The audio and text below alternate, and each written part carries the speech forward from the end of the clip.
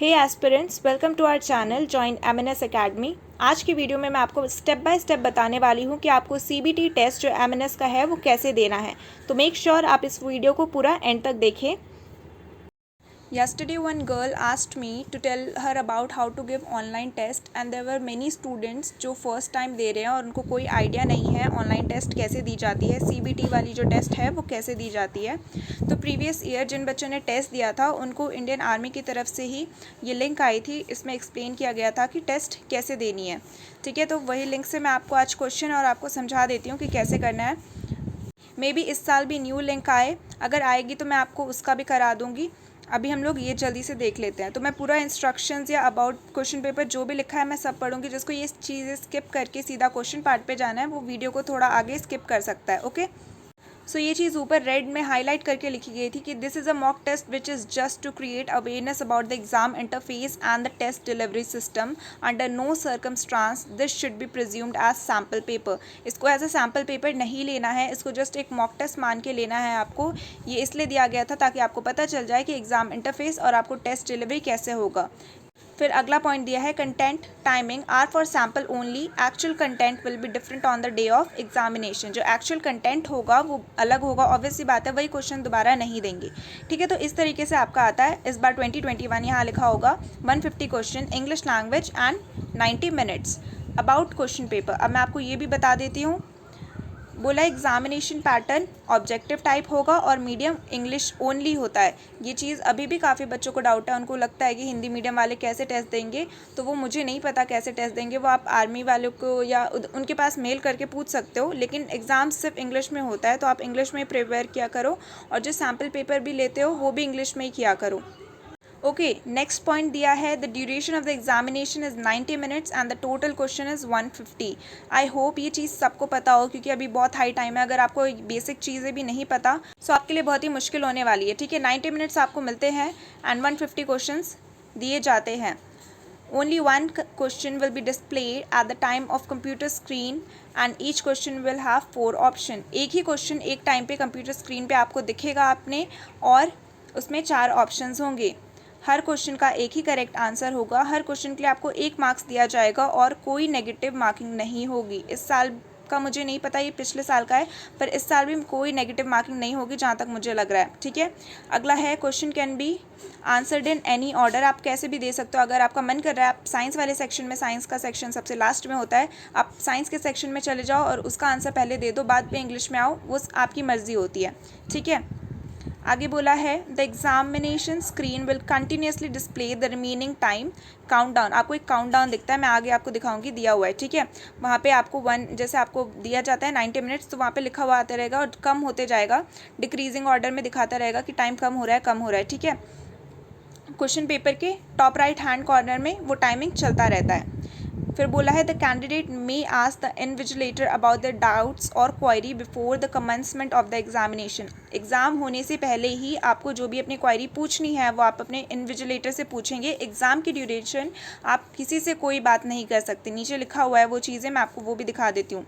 यहाँ पे भी लिखा है no query will be entertain after the commencement of the examination. एक बार आपको बोल दिया कि आपका एग्ज़ाम स्टार्ट होने वाला है, उसके बाद अगर आप बोलोगे सर मुझे ये डाउट है या मैम मुझे ये डाउट है, तो वो लोग आपको नहीं बताएंगे।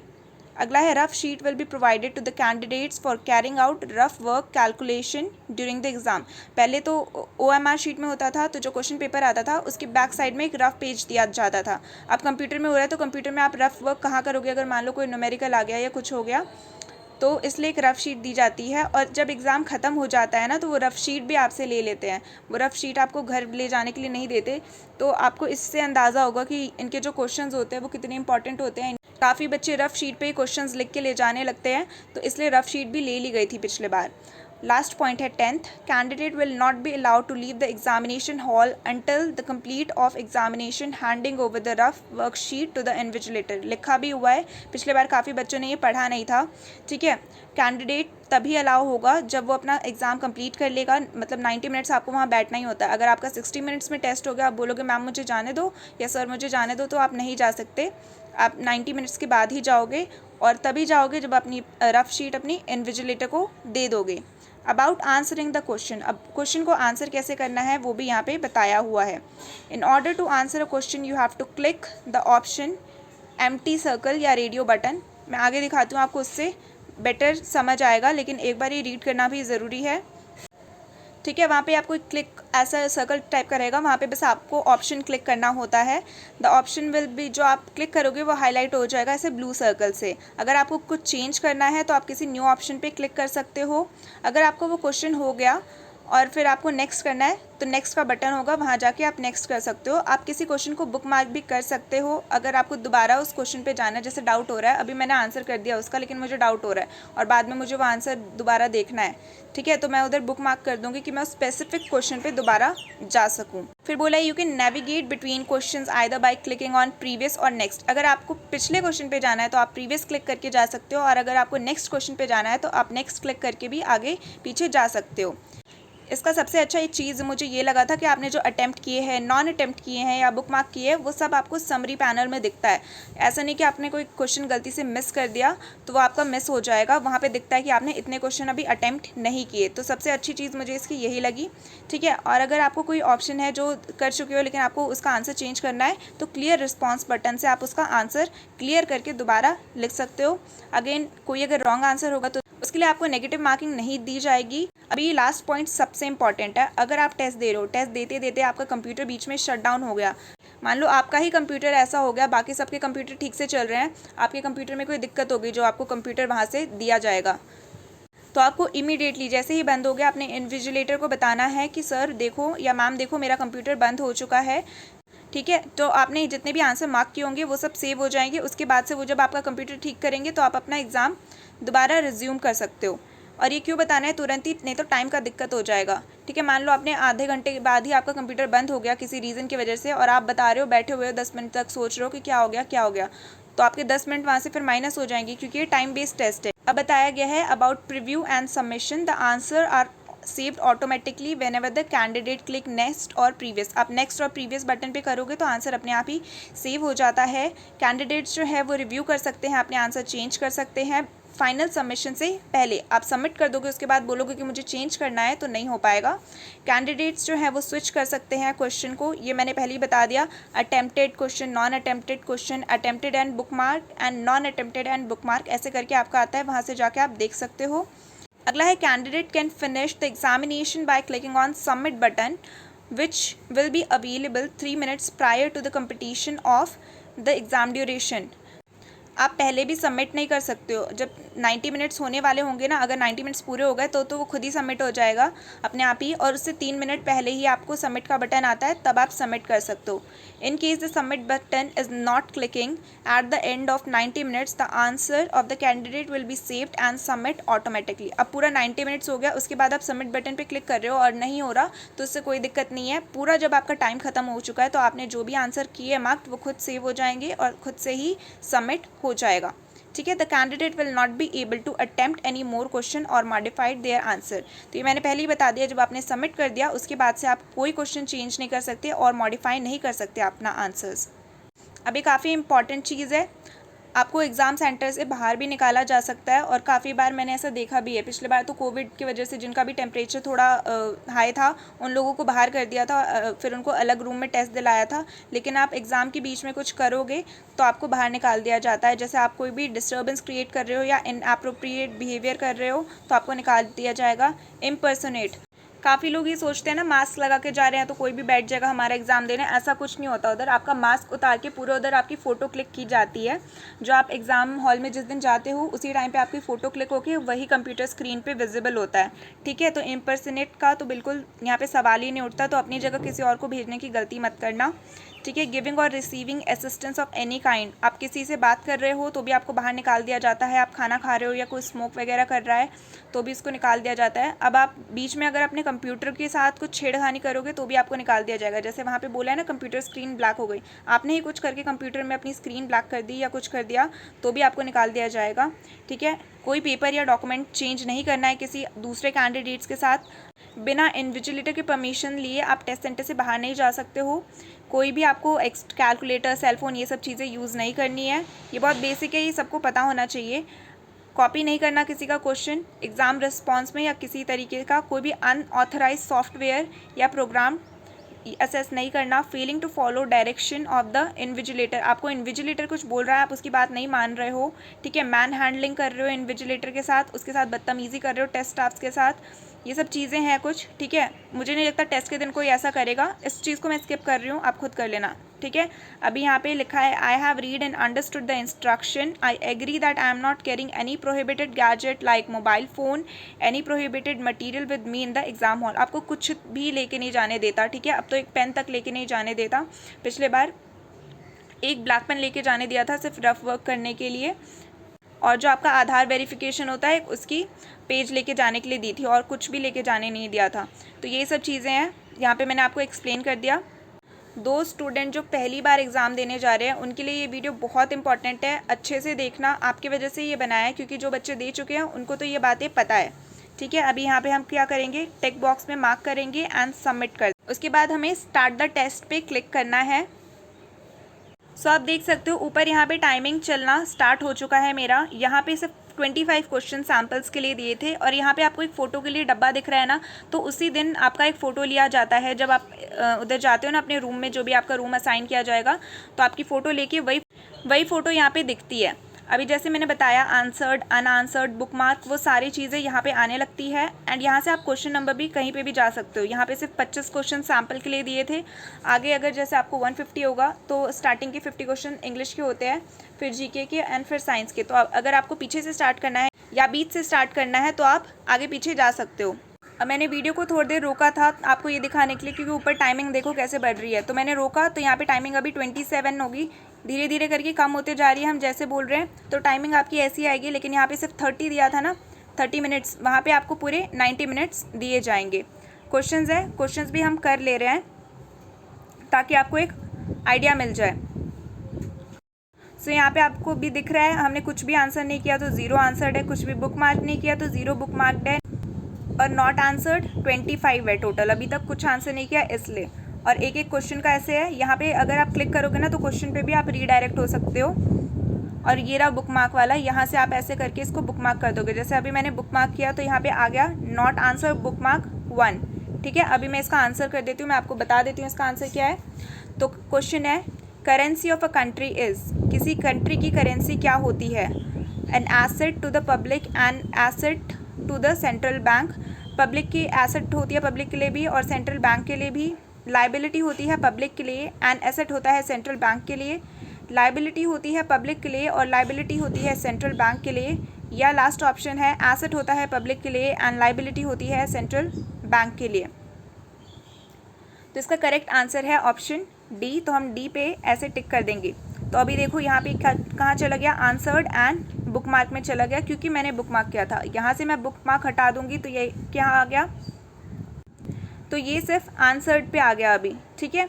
अभी अगर मुझे ये नहीं चाहिए, मुझे किसी और पे करना है, तो मैं यहाँ से क्लियर रिस्पॉन्स कर दूँगी, पर उसका आंसर वही है तो मैं दोबारा उसी पे टिक कर देती हूँ एंड नेक्स्ट कर दूँगी। डन नहीं करना, आपको नेक्स्ट करना है, ठीक है। अगला क्वेश्चन है Whom did India defeat in the kabaddi world cup 2016? 2016 में इंडिया ने किसको डिफीट किया था कबड्डी में, पाकिस्तान, बांग्लादेश, अफगानिस्तान या ईरान। तो इंडिया ने डिफीट किया था ईरान को, तो इसका करेक्ट आंसर है ऑप्शन डी। तो हम दोबारा इस पर क्लिक करेंगे, यहाँ पे आ रहा है ना, उधर दिख रहा है आपको, जो आपके नंबर्स थे वो भी ग्रीन में हो जा रहे हैं, एंड आंसर जो है वहाँ पे भी आ गया कि 2 आंसर कर दिया। अब इसके बाद हम क्या करेंगे, अगर पीछे जाना है तो प्रीवियस करेंगे, आगे जाना है तो नेक्स्ट करेंगे। अब वो चीज़ें आपको समझ आ गई, तो मैं इसको जूम करके सिर्फ क्वेश्चन ने दिखा देती हूँ, ठीक है। थर्ड क्वेश्चन है ये question number, who was the winner of 2016 Australian open title for women. Option है Angelique, Serena Williams, Li Na या विक्टोरिया। इसका करेक्ट आंसर है ऑप्शन ए, तो ए पे करेंगे एंड नेक्स्ट कर देंगे। Question number 4, which compound released from a food processing unit caused water pollution. कौन सा कंपाउंड रिलीज होता है फूड प्रोसेसिंग यूनिट से जिसकी वजह से वाटर पोल्यूशन होता है, सल्फर, नाइट्रिक एसिड, अमोनिया या क्लोराइड। तो कौन सा होता है, अमोनिया। तो इसका ऑप्शन सी है, सी पे करके नेक्स्ट कर देंगे। अगला है विच among the following is not a कर्ज ऑफ अर्बनाइजेशन इन इंडिया। इसमें से कौन सा अर्बनाइजेशन का कर्ज नहीं है। मेरा पेन नहीं चल रहा तो आप इस पॉइंटर से ही थोड़ा समझने की कोशिश करो, ठीक है। ऑप्शन है infrastructure facilities in the urban area, migration, industrial revolution या एग्रीकल्चर। तो यहाँ पे क्या बोला है, अनअर्बनाइजेशन, ना कि अर्बनाइजेशन। तो सारे जो हैं वो अर्बनाइजेशन के है। तो यहाँ पे एग्रीकल्चर पे क्लिक करेंगे एंड नेक्स्ट कर देंगे। 6th है question number, which organisation provide benchmark definition for FDI. FDI के लिए बेंचमार्क डेफिनेशन कौन प्रोवाइड करता है। एफडीआई क्या होता है, फॉरेन पोर्टफोलियो इन्वेस्टमेंट, और इसको बेंचमार्क प्रोवाइड करता है ओईसीडी। ऑप्शन बी इसका करेक्ट हो गया। नेक्स्ट करते हैं क्वेश्चन नंबर 7। अभी साथ में मैं आपको यहाँ का भी दिखाती रहती हूँ। देखो अभी टोटल आंसर क्वेश्चन थे 25, आंसर हमने कर दिए 6, कोई भी बुक मार्क नहीं किया तो 0 0 एंड नॉट आंसर 19। ऊपर टाइमिंग भी देखो चलते जा रहा है, अभी 20 मिनट्स हमारे पास लेफ्ट है।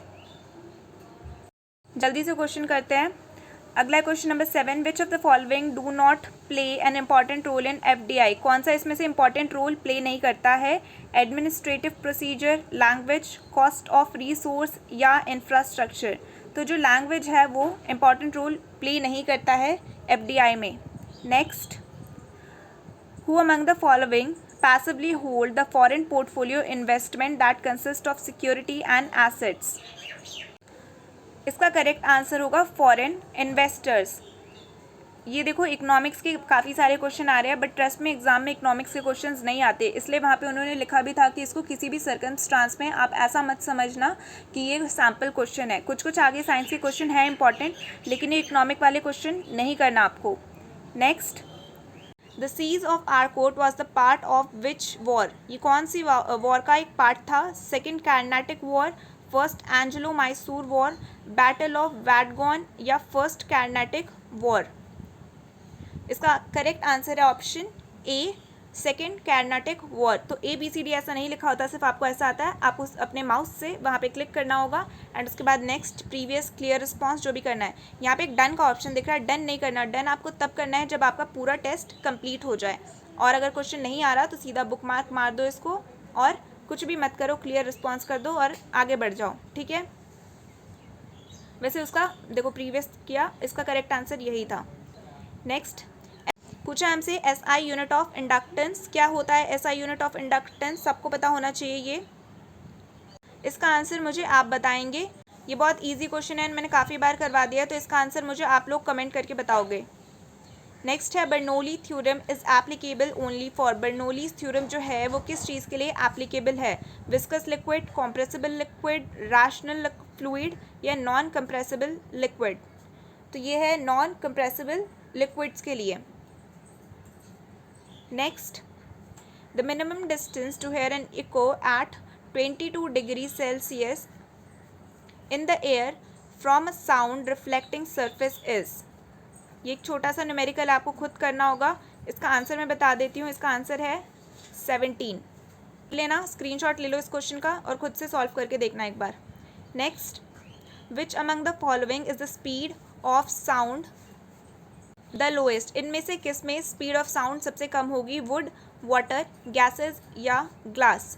तो सबसे ज़्यादा जो कम होगी वो होगी गैसेस में, तो ऑप्शन सी करेक्ट है। Next, hydrolytic press works on the principle of. Hydraulic press जो होता है किसके प्रिंसिपल पे काम करता है। Hooke's law, Newton's law, third law of motion, Pascal's law या आर्किमिडीज प्रिंसिपल। सो ये काम करता है पास्कल्स लॉ पे। आगे करते हैं, which acid prevent spreading of cancer cell. Important question है ये, कौन सा एसिड है कैंसर सेल को स्प्रेड होने से रोकता है। Acetic acid, folic acid, formic acid या मैलिक एसिड।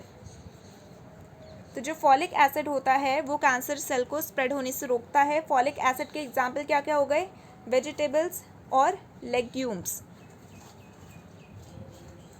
नेक्स्ट है, which of the following is considered to be humans body master antioxidant. ये क्वेश्चन भी इंपॉर्टेंट है, मैंने बोला ना साइंस के जो क्वेश्चन है वो अच्छे दिए थे, स्टार्टिंग में कुछ कुछ इकोनॉमिक्स के क्वेश्चन बस डाल दिए थे।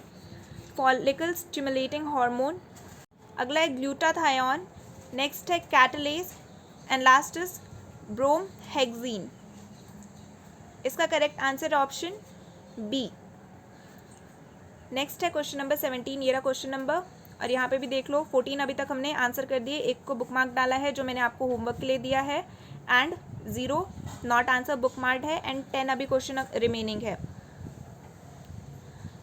तो कौन सा डिसऑर्डर है जो लीवर को फीड करने से क्योर्ड हो जाता है? नाइट ब्लाइंडनेस, कर्वी, रिकेट्स या बेरी? तो जो स्कर्वी है वो लीवर खाने से क्योर्ड हो सकता है, तो इसका करेक्ट आंसर हो गया ऑप्शन बी।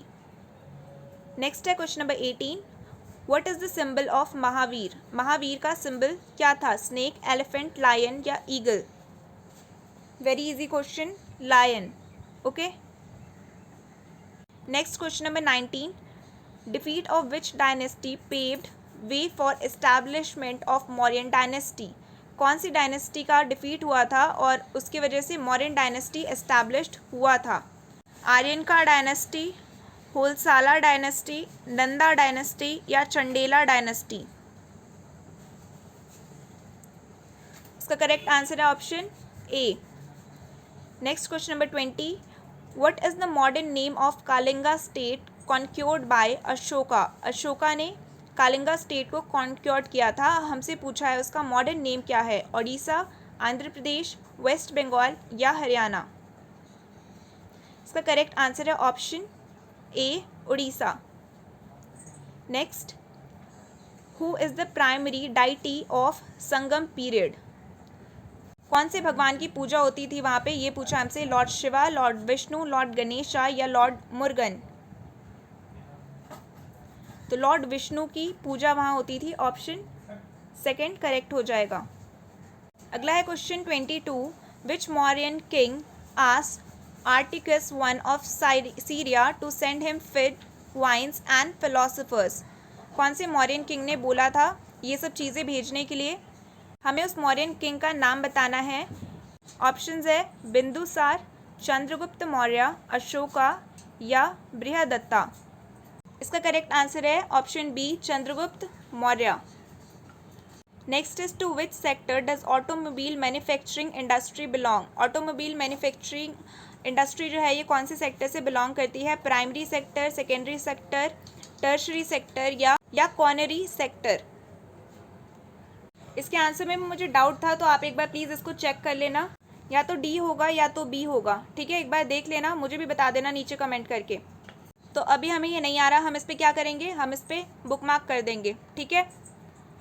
अगला 24, which is the only antipodal region in the India? कौन सा एंटीपोडल रीजन है इंडिया में? तो यह है Easter island. Next and our last question, in which state are Javadi hills located? Kerala, Karnataka, Tamil Nadu या तेलंगाना? इसका करेक्ट आंसर है ऑप्शन सी, तमिलनाडु। तो ये हो गया, ठीक है? अब क्या करेंगे हम, सब हो गया, पीछे नहीं जाना हमें कहीं, क्लियर रिस्पॉन्स पे नहीं करना, तो अब करेंगे हम डन पूरा पेपर के बाद। यहाँ पे हमने किया डन। अब मेरे को मेरी समरी दिखा रहा है कि मैंने सेक्शन 1 में आपको ऐसे सेक्शन 1, 2 एंड 3 करके दिखाएगा, और आपको पूरे टोटल 50 मतलब टोटल 150 क्वेश्चन देंगे। तो हमने 23 अटैम्प्ट किए, 2 छोड़ दिए, एक मेरे को डाउट था और एक मैंने आपको होमवर्क दिया है, ठीक है? अब बोल रहा है कि आपने पूरा कंप्लीट नहीं किया, आपको दोबारा टेस्ट में जाना है या फिनिश करना है। तो मेरे को नहीं जाना, तो मैं क्या करूँगी, फिनिश करूँगी। अभी एक फ़ाइनल वार्निंग आती है, इसके बाद मेरे को नहीं जाना दोबारा टेस्ट पे, तो मैं फिनिश कर दूँगी। बस हो गया, ये फिनिश हो गया, ठीक है? मार्क्स आपको बताइए, एकदम से मार्क्स नहीं दिखाते, मार्क्स आपको बाद में रिजल्ट दिया जाएगा। इसमें भी कुछ मार्क्स वगैरह नहीं दिया था, ये खाली सैम्पल के लिए दिया था। और जैसे मैंने पहले भी बताया, वहाँ पे उस दिन आपकी एक फ़ोटो खींची जाएगी, वो फ़ोटो यहाँ पे अपीयर होगी, यहाँ पे जो आपको दिख रहा है। सो आई रियली होप जो बच्चे फर्स्ट टाइम दे रहे हैं उनके सारे डाउट्स क्लियर हो गए हों। So thanks for watching guys, and it's a humble request to please like, share and subscribe this channel. Specially आपको शेयर करनी है इस वीडियो को, क्योंकि मुझे पता है ये कहीं आपको नहीं मिलेगा। जिन बच्चों ने फर्स्ट टाइम टेस्ट देना है उनके लिए ये वीडियो काफ़ी इंपॉर्टेंट है। Okay, so please share it.